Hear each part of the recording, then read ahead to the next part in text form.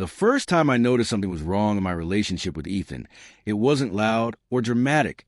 It was silence, the kind that slowly creeps in between two people who once couldn't stop talking, who used to share every little detail of their lives, from late-night jokes to dreams about the future, but suddenly found themselves sitting across from each other with nothing left to say.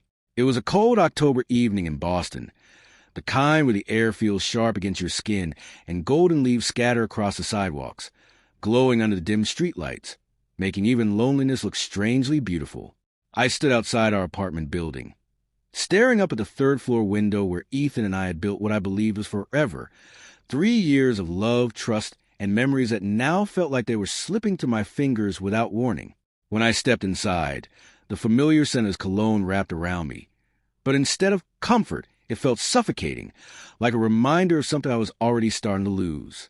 Ethan was sitting on the couch, his face illuminated by the cold blue glow of his phone, scrolling endlessly, barely acknowledging my presence as I walked in. I greeted him softly, trying to sound normal, but he only responded with a distracted hum, not even looking at me. And that was when something inside me tightened, because this wasn't the man who used to smile the moment he saw me, who used to make me feel like I was the best part of his day. Now I felt invisible, like background noise in his life. I tried again, asking about his day, forcing a small smile, but his answers were short, distant, empty. And when I finally asked him to look at me, he sighed as if it was a burden, and when our eyes met, I felt it instantly. The shift, the absence, the terrifying realization that I could no longer see myself reflected in his eyes the way I used to. That night, we slept in the same bed but miles apart, not touching, not speaking, just two strangers lying side by side while the quiet hum of the heater filled the room. And somewhere in that silence, my heart began to prepare for something it wasn't ready to face.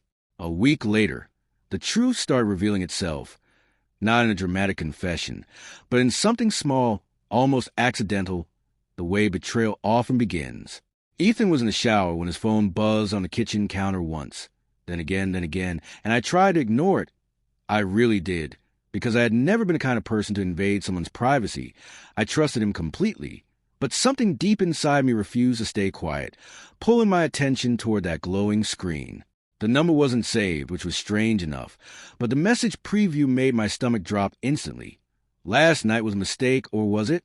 And suddenly the world around me felt like it had tilted, like I was standing on unstable ground. My hands trembled as I picked up the phone, my heart pounding louder with every second. And before I could even process what I was seeing, another message appeared. "You didn't even say goodbye this morning." That was the moment everything inside me shattered, not loudly, not violently, but quietly, like glass breaking underwater where no one else could hear it. When Ethan walked out of the bathroom, towel draped over his shoulders, his hair still damp, he froze the second he saw me holding his phone, and for just a split second, I saw it clearly. Fear, but it disappeared almost instantly, replaced by irritation, as if I had done something wrong. He snapped at me, asking why I was going through his phone, and I let out a hollow laugh because the audacity of his reaction hurt almost as much as the truth itself. I turned the screen toward him and asked a question that already had an answer. Who is she? And the silence that followed was heavy, suffocating, filled with everything he wasn't saying. He gave me the oldest lie in existence, telling me it wasn't what I thought, but his voice lacked conviction, and I could see it in his eyes, the guilt, the hesitation, the truth he was trying to avoid. When I asked him to explain, he ran his hand through his hair, frustrated, and said it just happened, as a betrayal was something accidental, something that didn't require intention, something that didn't destroy people.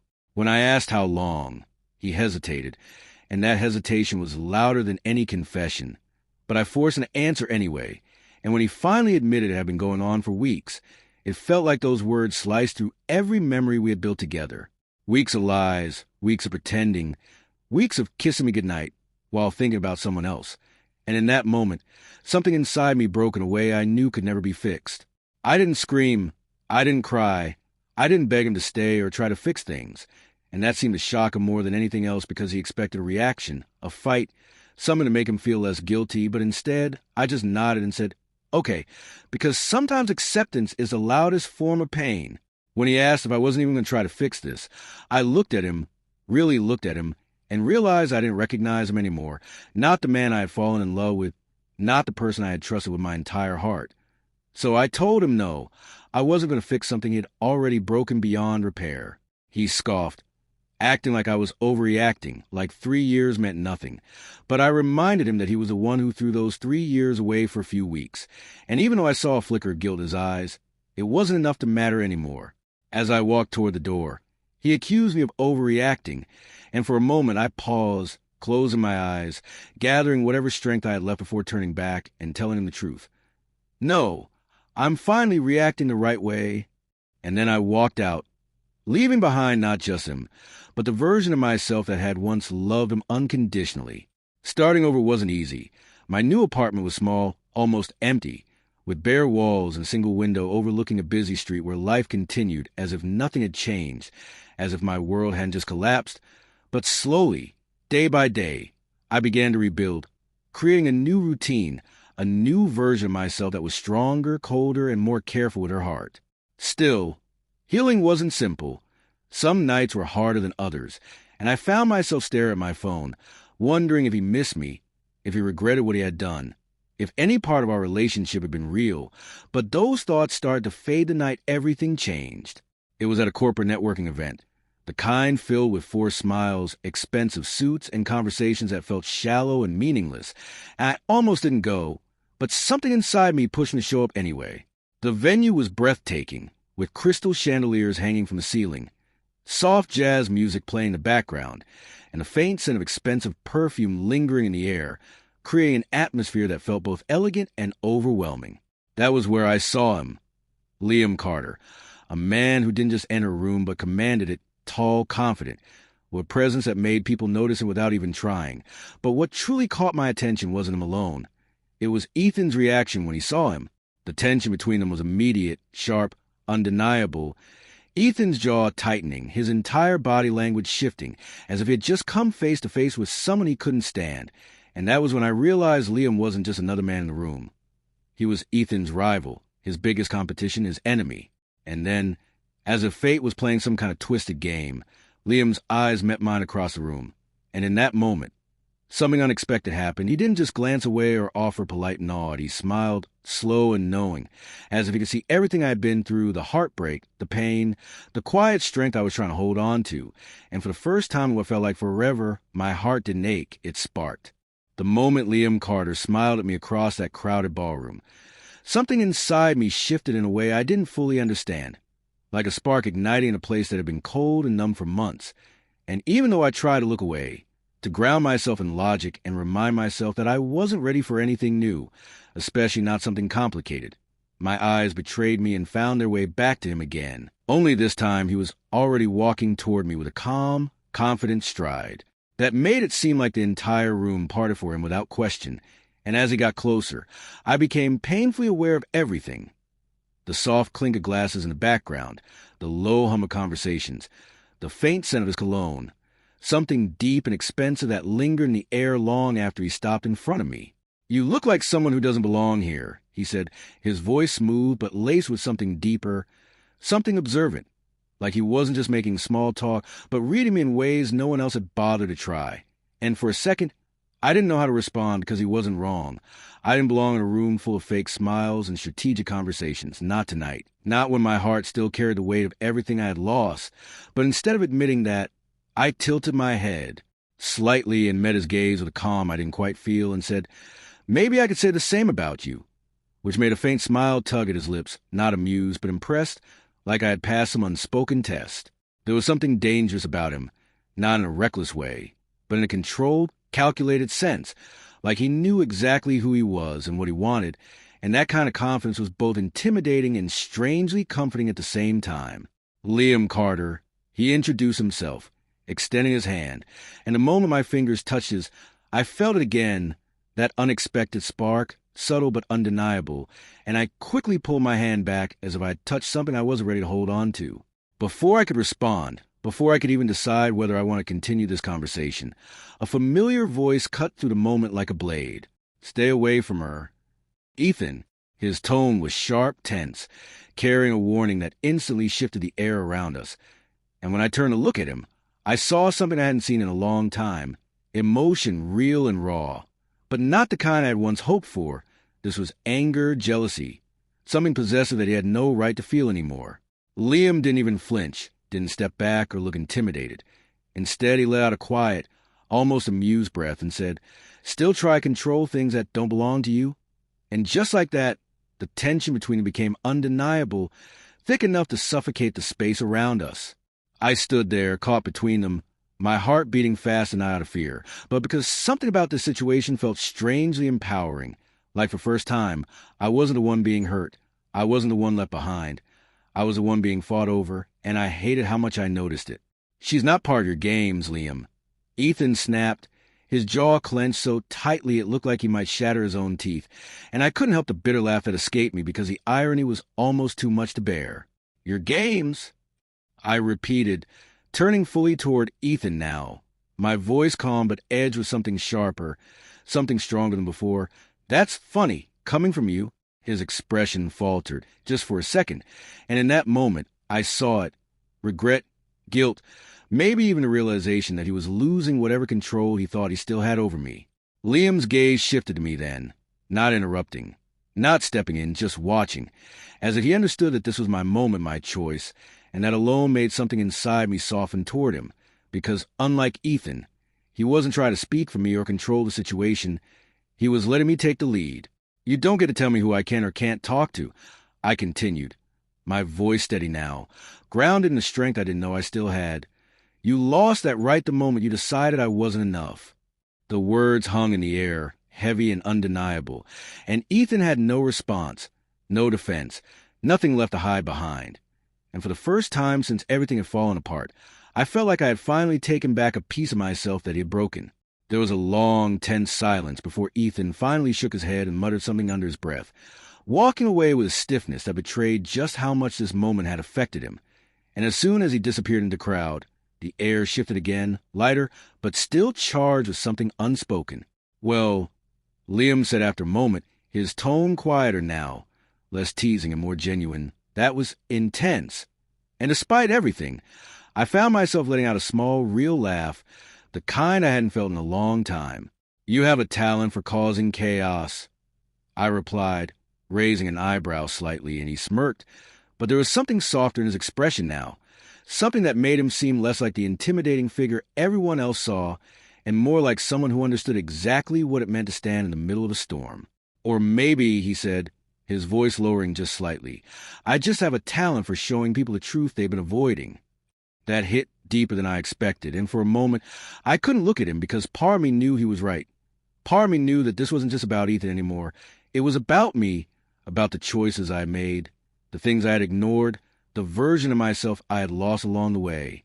The rest of the night passed in a blur of conversations and stolen glances, but somehow, no matter where I moved in that crowded room, I could feel Liam's presence like a quiet pull, something constant, something I couldn't quite escape, and maybe I didn't want to.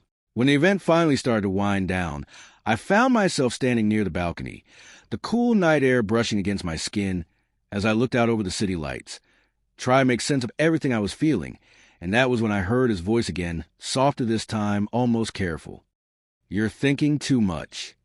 I didn't turn around, didn't need to, because I already knew it was him. "I think I have a good reason to," I replied quietly, and he stepped beside me, close enough that I could feel his presence, but not so close that it felt overwhelming, and for a moment, we just stood there in silence, watching the city breathe beneath us. "You don't have to figure everything out tonight," he said after a while, his tone steady, reassuring in a way I didn't expect from someone like him. "Sometimes it's enough to just feel something again." I swallowed, my chest tightening slightly, because that was exactly what scared me.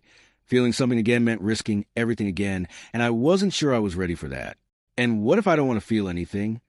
I asked, finally turning to look at him, searching his face for something I couldn't quite name, and he held my gaze without hesitation, without fear, as if he wasn't afraid of whatever answer I might find there.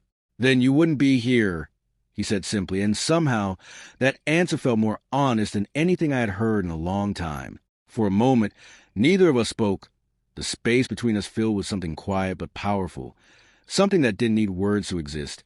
And then, slowly, he reached into his pocket and pulled out a card, holding it out to me without pressure, without expectation. In case you decide you don't want to run from it, he said, and I hesitated for just a second before taking it, my fingers brushing against his again, sending that same unexpected spark through me, stronger this time, harder to ignore. As I walked away from the balcony later that night, his card tucked safely in my hand, I told myself it didn't mean anything, that it was just a conversation, just a moment, just something temporary. But deep down, I knew that wasn't true, because for the first time since Ethan broke me, I wasn't just surviving anymore. I was starting to feel alive again, and that terrified me almost as much as it excited me. I told myself I wouldn't call him, that taking Liam's card had been nothing more than a moment of weakness, a fleeting lapse in judgment driven by emotions I still didn't fully trust. But the truth was, his presence had lingered long after that night ended, settling into my thoughts in ways I couldn't ignore. And over the next few days, no matter how much I tried to bury myself in work, in routine, in the carefully constructed life I had been rebuilding, I kept finding myself replaying every word he had said, every look he had given me, and the way he had made me feel seen, without even trying, something Ethan hadn't done in months before everything fell apart. It was late one evening. The city outside my apartment glowing under a soft rain, droplets tracing slow paths down my window as the distant hum of traffic blended into a quiet, almost comforting rhythm. When I finally gave in, my fingers hovering over my phone for longer than I wanted to admit before I dialed the number printed on that simple, understated card, my heart pounding as if I was about to cross a line I couldn't come back from. He answered on the second ring, his voice calm, steady, like he had been expecting me all along. "I was starting to think you wouldn't call," he said, and I could hear the faint smile in his tone, not mocking, not arrogant, just certain, and that certainty both unsettled and grounded me at the same time. "Maybe I almost didn't," I replied, leaning back against the couch, staring up at the ceiling as if it might help me stay detached. But even as I said it, I knew it wasn't true, because something in me had already made this decision long before my mind caught up. We didn't talk about anything significant at first, just small things, surface-level conversations that somehow didn't feel shallow with him. And before I realized it, hours had passed, the rain outside growing heavier, the night deepening into something quiet and intimate. And when we finally hung up, there was a strange sense of calm settling over me, mixed with something more dangerous, anticipation. That call turned into another, and then another, until it became a pattern I couldn't deny, something that slowly blurred the line between curiosity and connection. And the more I learned about Liam, the more I realized he wasn't what people assumed him to be. Yes, he was powerful, successful, the kind of man who commanded attention without asking for it. But beneath that exterior was someone far more complex. Someone shaped by a past that wasn't as polished as his present. He didn't talk about it easily, didn't offer details unless I asked, but little by little, pieces of his story began to unfold, and what I found wasn't a man who had always had control. It was someone who had fought for every inch of it. He had grown up in a world where trust was a luxury, where people left, where loyalty came with conditions, and maybe that was why he understood me in ways no one else did, why he never pushed too hard, never demanded more than I was ready to give, and instead simply existed beside me, steady and unshaken. But just as things between us started to feel real, something else began to shift, something darker, something I couldn't ignore. Ethan wasn't gone, not really. At first, it was small things, almost insignificant, like running into him unexpectedly at places he had never been before, his presence lingering just a little too long, his eyes following me in a way that made my skin tighten. But I told myself it was coincidence, that I was overthinking it, until it stopped feeling like coincidence altogether. The messages started next, short at first, almost casual, as if he was testing the waters, asking how I was, telling me he missed me, apologizing in ways that felt rehearsed rather than real. But when I didn't respond, when I refused to give him a reaction he was looking for, the tone began to change, shifting from regret to frustration, from frustration to something sharper, something possessive that sent a quiet warning through me. "I saw you with him," one message read, appearing on my screen late one night. The word simple but heavy with implication, and my chest tightened as I stared at it, a cold realization settling in. He wasn't just trying to reach out, he was watching. I tried to ignore it, tried to convince myself it didn't matter, that I had moved on, that his actions no longer had power over me. But deep down, I knew that wasn't entirely true, because no matter how strong I tried to be, there was still a part of me that remembered what it felt like to love him, and that part didn't disappear overnight. When I told Liam about it, I expected him to react with anger, with confrontation, with the kind of aggressive protectiveness I had come to associate with men like him. But instead, his response was quiet, controlled, his expression hardened in a way that felt far more dangerous than any outburst could have been. "He doesn't like losing," Liam said simply, his voice calm but edged with something darker, something that hinted at a deeper understanding of Ethan than I had ever had, and that alone made me pause. "You know him better than I thought," I replied carefully, watching him closely, and for a moment he didn't answer, his gaze shifting away as if he was deciding how much to reveal, how far he was willing to let me see. "We didn't start as enemies," he admitted finally, his voice lower now, more measured. "There was a time when we were on the same side." That caught me off guard, because nothing about their current dynamic suggested anything but pure rivalry, pure tension. And yet the way he said it made it clear that whatever had happened between them went deeper than business, deeper than competition. "What changed?" I asked quietly, and when he looked back at me, there was something in his eyes I hadn't seen before, not anger, not frustration, but something heavier, something closer to disappointment. "Trust," he said, and that single word carried more weight than any explanation could have, because I understood it. I understood what it meant to have that broken, to have something you believed in shattered by someone you never expected to hurt you. The silence that followed wasn't uncomfortable, but it was filled with unspoken truths, with connections neither of us had planned to form but couldn't deny anymore. And in that moment, I realized something that both scared and grounded me. I wasn't just drawn to Liam because he was different from Ethan. I was drawn to him because he understood me in ways Ethan never had, because he saw the broken parts of me and didn't try to fix them, didn't try to control them, just accepted them as they were. But just as that realization settled in, my phone buzzed again, and this time, when I looked at the screen, my breath caught instantly. It wasn't a message. It was a photo of me, taken from across the street, from a distance, but clear enough to leave no doubt. My hands went cold as I stared at it, my heart racing in a way that had nothing to do with fear alone, because this wasn't just jealousy anymore. This wasn't just regret. This was something else. Something darker, something that made it clear that Ethan wasn't ready to let go, not of me, not of control, not of whatever twisted version of reality he was holding on to.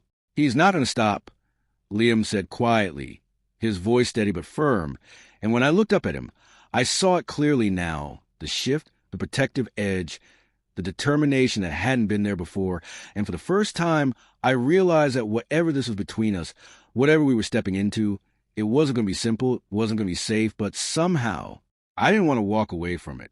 The next morning, I woke up to the cold sunlight filtering through my blinds, a soft glow that felt almost mocking after the nightmare I had faced with Ethan's obsession, the photo, the messages, the way he refused to let go. It was like a shadow that clung to my life even when I thought I had escaped. Liam was already at my apartment before I even had a chance to process the morning, his presence calm but unmistakably commanding. The scent of his cologne filling the room like a silent warning that things were about to change. "We need a plan," he said simply, cutting through the tension without hesitation, and I realized in that moment that this wasn't just about attraction anymore. This was about survival, about taking back control from a man who refused to respect boundaries, and I felt a thrill I couldn't deny at the thought of fighting back in a way that was smart, deliberate, and undeniably satisfying. Over the next few days, Liam began revealing pieces of the chessboard I hadn't even known existed. The ways Ethan had manipulated situations, the subtle networks he used to track people, the weaknesses he relied on to feel in control. And with every revelation, I felt my anger rising, a cold, calculated fire that had been simmering since the first message on his phone, and now had a target, a purpose. We started small at first, Liam discreetly exposing Ethan's lies to colleagues, sending subtle reminders to mutual friends, planting seeds of doubt in every corner of his carefully curated life, and I watched as Ethan's confident facade began to crack, just slightly, like frost on a window pane slowly melting under the sun. It was intoxicating to see him falter, to know that for once, he couldn't control everything, and yet even as satisfaction coursed through me, I felt something more dangerous forming between Liam and me, a tension charged with desire and unspoken understanding, a pull that neither of us could ignore even in the middle of chaos. One evening, We met at a quiet rooftop bar overlooking the city, the sky a deep purple streak with the last orange hint of sunset, the air crisp with the promise of rain. And as we sipped our drinks, Liam leaned closer, his voice low, almost conspiratorial. "You have no idea what this is going to do to him." And I nodded, a wicked smile tugging at my lips, because I finally understood how powerful it felt to reclaim your life from someone who had tried to destroy it, to turn the tables not out of spite alone, but out of a need to survive and be seen. That night, our alliance became more than just strategic. It became personal. Liam shared things about his past I couldn't ignore, about betrayals he had faced from people he trusted, about losses that had scarred him and made him who he was. And every word drew me closer, not just emotionally, but in a way that left me breathless, realizing that in the midst of planning revenge, I had fallen into a connection that was deep, consuming, and undeniably real. Our conversation stretched long into the night, rain tapping softly against the glass, neon lights in the street below casting fleeting shadows across his face, and I saw a vulnerability there I hadn't expected, a side of strength intertwined with softness, a balance that made me want to trust him completely, even when I knew I shouldn't let myself. But the storm wasn't just emotional. It was real. Ethan began escalating, showing up in places he had no reason to be, sending messages that blurred the line between concern and obsession. And one night, I found him standing outside my apartment door, his expression desperate and unhinged, a mixture of fear, anger, and entitlement that made my stomach churn. Liam arrived minutes later, calm, composed, but the intensity in his eyes told me he was ready to cross lines I never thought I would witness. "You're done," he said to Ethan, voice low but sharp, the kind of tone that left no room for argument, no room for excuses. And for the first time, I saw fear flicker across Ethan's face, not the confident, mocking demeanor he had always worn, but pure, raw fear, and it sent a thrill racing through me that was as satisfying as it was terrifying. After that night, the dynamic shifted completely. Ethan retreated, though I knew it wasn't permanent, and Liam and I grew closer, our alliance turning into something undeniably intimate, a bond forged in fire, betrayal, and shared purpose. Each touch, each glance, loaded with unspoken tension and mutual understanding. We started spending nights planning, strategizing, but also laughing, sharing stories of childhoods filled with both joy and pain, our connection deepening with every conversation, every shared secret. I realized that in falling for Liam, I wasn't just seeking comfort or distraction. I was discovering someone who saw me fully, who respected me, and who wasn't afraid of the chaos surrounding us. Someone whose presence made the danger exhilarating instead of terrifying. And yet, even as we celebrated our small victories, I couldn't shake the awareness that Ethan wasn't done, that the game we were playing had only just begun, and every plan, every carefully plotted move, would have consequences far beyond what either of us could anticipate, consequences that would test our trust, our courage, and the intensity of the feelings that had begun to grow between us. The city around us seemed alive with possibility and danger, rain-slicked streets reflecting neon lights, shadows hiding secrets, and in the midst of it all, Liam and I found ourselves entwined not just by desire but by purpose, a bond that was thrilling, consuming, and entirely unstoppable, and in that moment, I knew I had crossed a line from which there was no return. We were no longer just victims of Ethan's betrayals. We were architects of a new reality, and nothing would ever be the same. Again, the days that followed felt like a whirlwind, the city around us alive with tension, rain-slicked streets reflecting neon signs, distant car horns echoing like warnings, and in the midst of it all, Liam and I moved as one, a calculated, synchronized force, carefully dismantling Ethan's world piece by piece while the emotional intensity between us grew with each passing hour.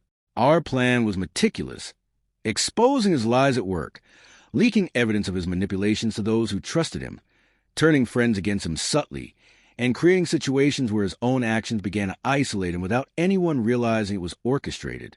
But as much as strategy ruled our movements, desire ruled our hearts, and nights spent planning became nights of whispered secrets, laughter shared in shadows, and touches that lingered longer than they should have, each moment blurring the line between battle and intimacy. Ethan, desperate now, grew reckless, showing up in public spaces, leaving threatening notes, and sending messages that revealed a man unraveling at the edges, a man who had never anticipated facing someone who wouldn't just submit, someone who had allies as cunning and determined as Liam.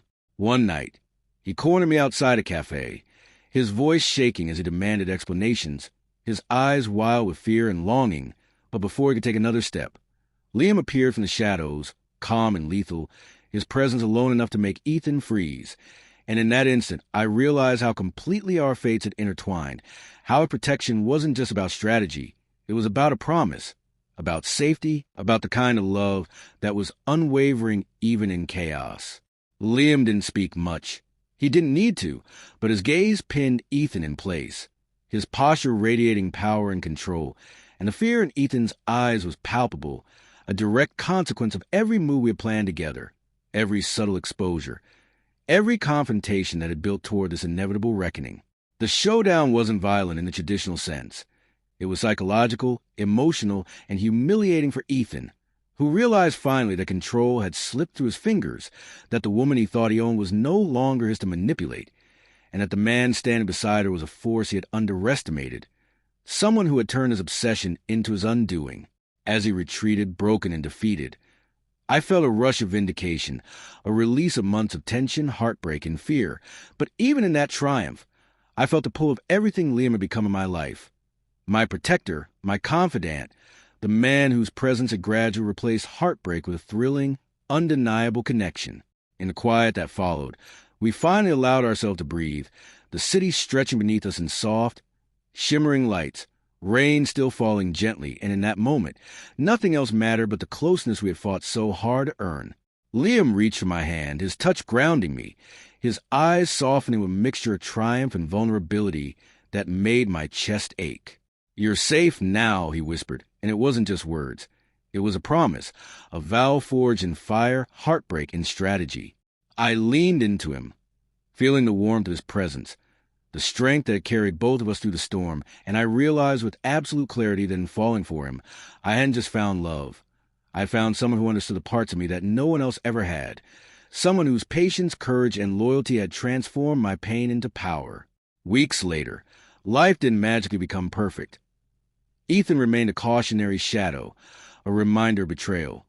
But the fear, the anxiety, and the helplessness were gone, replaced by a deep, intoxicating sense of freedom and a connection with Liam that grew stronger each day, rooted in trust, passion, and the shared knowledge that together we had overcome the impossible. On quiet evenings, we'd walk through the rain-washed streets, the scent of wet asphalt mingling with the faint perfume of blossoms from nearby trees, our hands intertwined, laughing quietly at memories of chaos and triumph. And in those moments, I knew that everything I had lost, everything I had feared, had led me here, to a love that was fierce, unyielding, and entirely ours. Liam never tried to replace what I had with Ethan. He enhanced it, transformed it, helped me rebuild myself in ways I didn't even realize I needed. And in return, I gave him my trust, my heart, and the truth that I had never known before. Falling for someone unexpected, someone dangerous in the right ways, had been the catalyst I needed to reclaim my life, my power, and my joy, and together we stood on the precipice of a new chapter, undefeated, unbroken, and undeniably alive. In the end, the lesson was simple yet profound. Sometimes the person you think is your enemy becomes the one who fights hardest for you, the one who protects you when you can't protect yourself, and the one who loves you in ways that are fierce, transformative, and unforgettable. Proof that even in heartbreak, betrayal, and chaos, the heart has a capacity to heal, to love, and to rise stronger than ever before.